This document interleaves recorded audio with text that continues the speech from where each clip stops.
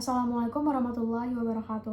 Perkenalkan, nama saya Khairunisa Sakin Ramadhani dengan NIM 3010250018 dari SGD 9. Di sini saya mengumpulkan video persusulan LBM 4 pada saat ujian identifikasi. Baik, di sini saya akan menjelaskan tentang sistem reproduksi dan juga aeropetika. Yang dimana sistem aeropetika sendiri itu adalah suatu sistem organ yang berfungsi untuk memproduksi, menyimpan, dan juga mengalirkan urin. Yang pertama itu tersusun dari ginjal, yang dimana ginjal atau urin itu adalah organ utama sistem urinaria yang berfungsi untuk menyaring darah dan juga membentuk urin. Ginjal itu pada manusia normal terdapat 2 ginjal yang terletak di rongga abdomen bagian posterior setinggi vertebra T12 sampai L3.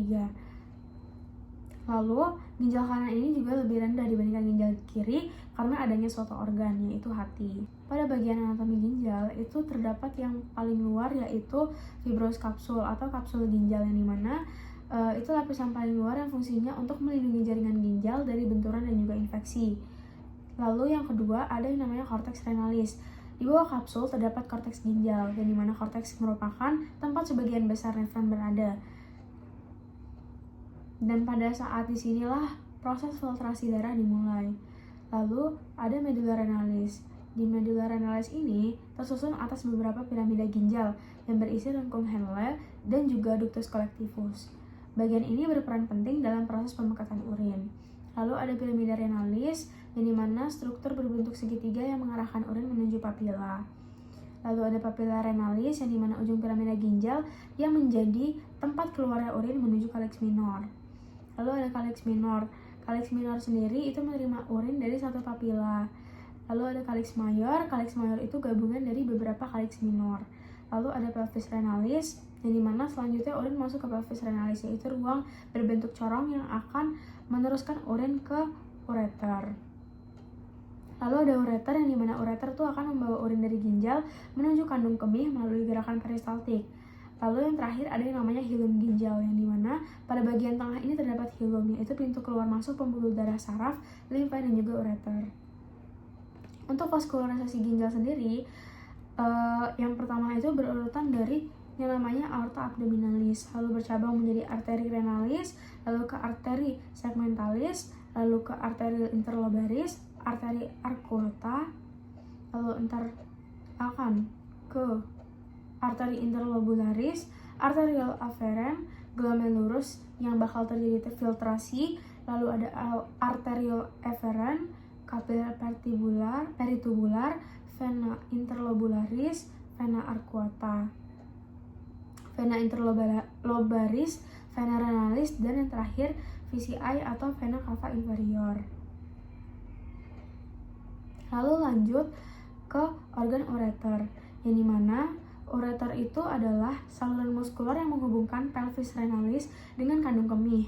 Manusia itu memiliki dua ureter, yang dimana masing-masing berasal dari satu ginjal. Panjang ureter itu sekitar 25-30 cm, dengan diameter sekitar 3-4 mm. Fungsi ureter sendiri itu untuk mengalirkan urin dari ginjal menuju kandung kemih. Pergerakan urin ini tidak bergantung pada gravitasi, tetapi dibantu oleh gerakan peristaltik dari otot polos dinding ureter.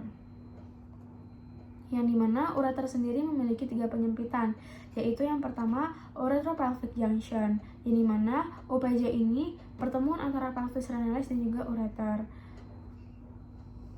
Ini menjadi salah satu lokasi tersaring batu ginjal tersangkut.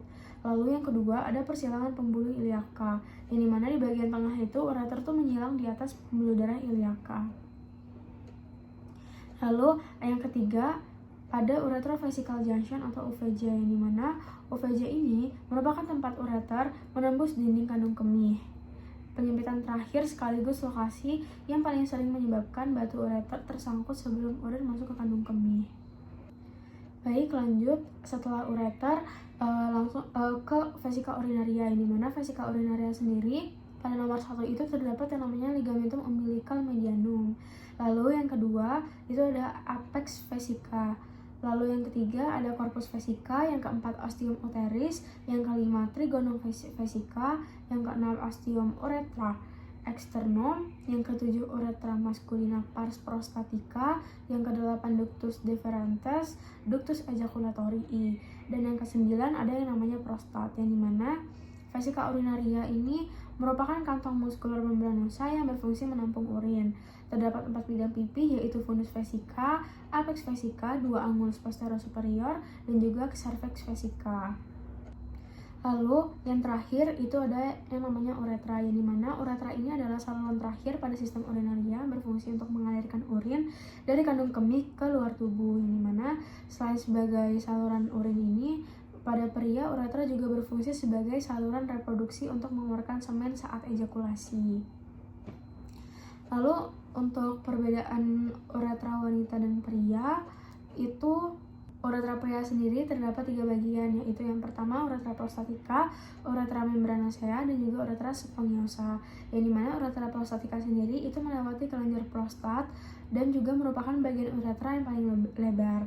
Lalu yang kedua uretra membranosa, yang dimana bagian paling pendek dan juga menembus diafragma urogenital. Lalu yang terakhir ada uretra spongiosa. Dia bagian paling panjang dan juga bermuara pada meatus uretra externus.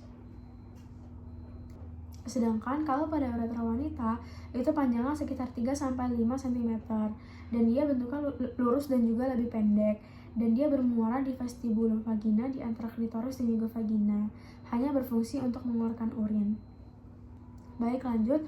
Pada reproduksi pria ini, dia berfungsi untuk menghasilkan sperma, memproduksi hormon testosteron, menyimpan dan mematangkan sperma serta mengantarkan sperma ke saluran reproduksi wanita saat ejakulasi, yang dimana organ-organ reproduksi pria itu terdapat testis, yang dimana testis itu merupakan gonadnya pria dan juga berfungsi untuk menghasilkan sperma melalui proses spermatogenesis, menghasilkan hormon testosteron oleh sel Leydig, yang dimana spermatogenesis terjadi di tubulus seminiferus.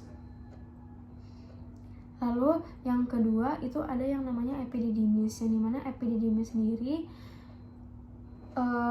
terletak di belakang testis, tempat pematangan sperma dan juga tempat penyimpanan sementara sperma sebelum ejakulasi. Nah, nanti sperma yang baru dibentuk itu belum mampu bergerak secara optimal, sehingga harus mengalami pematangan di epididymis. Lalu yang ketiga ada vas deferens, yang dimana saluran yang membawa sperma dari epididymis menuju ductus ejaculatorius, dan dia juga berotot tebal sehingga dapat mendorong sperma melalui kontraksi peristaltik. Lalu ada vesicula seminalis, yang dimana vesicula seminalis ini menghasilkan 60-70% cairan semen, yang dimana cairannya itu mengandung fruktosa, prostaglandin, dan juga protein koagulasi. Lalu ada ductus ejaculatorius, yang dimana ductus ejaculatorius ini adalah pertemuan vas deferens dengan saluran vesicula seminalis, dan dia juga mengalirkan sperma menuju uretra prostatica. Lalu ada prostat, yang dimana prostat ini menghasilkan sekitar 20-30% cairan semen. Cairannya itu mengandung sitrat, zinc, PSA, dan juga enzim proteolitik, yang dimana fungsinya itu untuk mengaktifkan sperma. Lalu ada kelenjar bulbo-uretral, yang dimana menghasilkan cairan mukos sebelum ejakulasi. Fungsinya itu untuk melumasi uretra, menetralkan sisa urin yang bersifat asam. Lalu ada juga uretra, yang dimana uretra sendiri saluran terakhir keluar semen, dan dia juga merupakan saluran urin pada reproduksi pria. Namun pada saat ejakulasi ini urin tidak keluar karena sphincter internal kandung kemih itu akan menutup. Lalu ada penis juga. Penis ini terdiri dari corpus cavernosum, corpus spongiosum, glans penis, dan juga prepucium, yang dimana fungsinya itu sebagai organ koagulasi. Lalu ada skrotum, yang dimana skrotum sendiri fungsinya untuk melindungi testis dan juga mengatur suhu testis.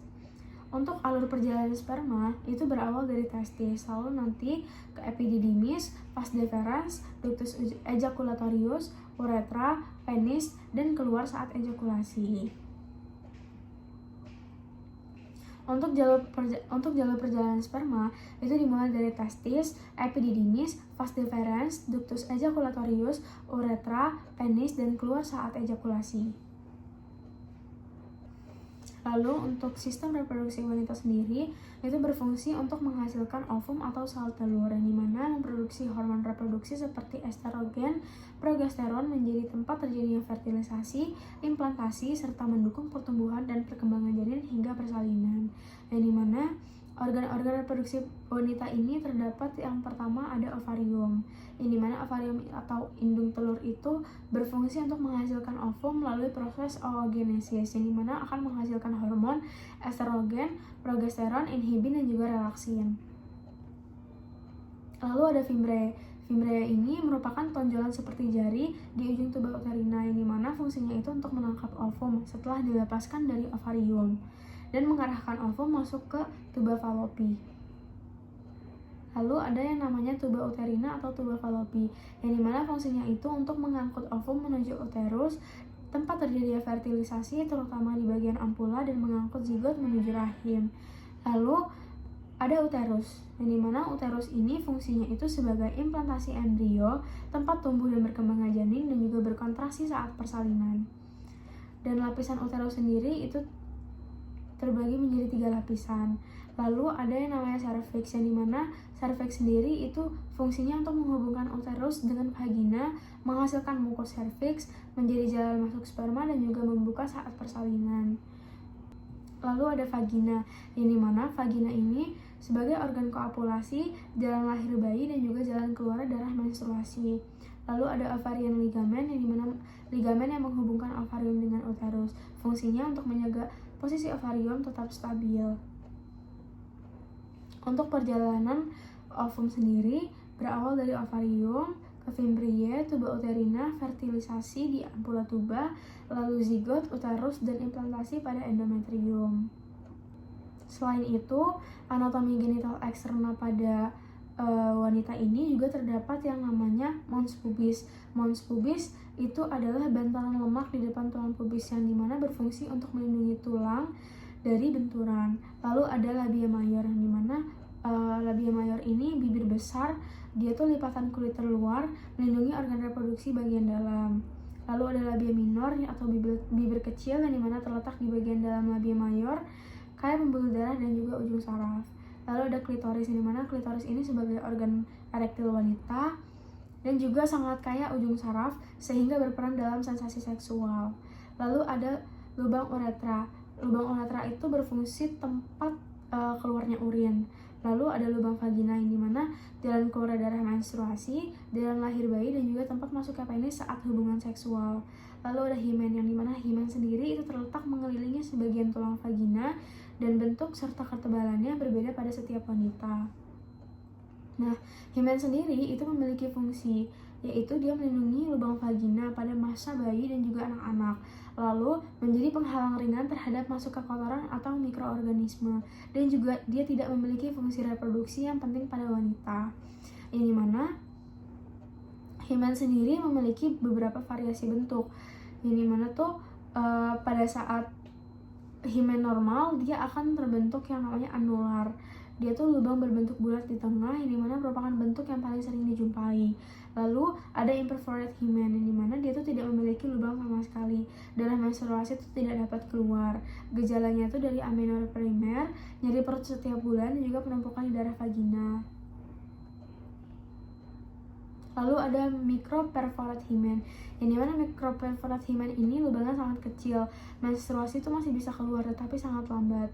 Lalu ada cerebriform hymen, yang dimana memiliki banyak lubang kecil seperti saringan. Lalu ada septate hymen, yang dimana terdapat pita jaringan di tengah sehingga lubang terbagi menjadi 2. Kelainan himen yang paling penting secara klinis itu adalah imperforate hymen, yang dimana manifestasinya itu dia tidak mengalami menstruasi atau amenorrhea primer. Baik, sekian dari saya. Apabila masih ada kekurangan saya mohon maaf. Wassalamualaikum warahmatullahi wabarakatuh.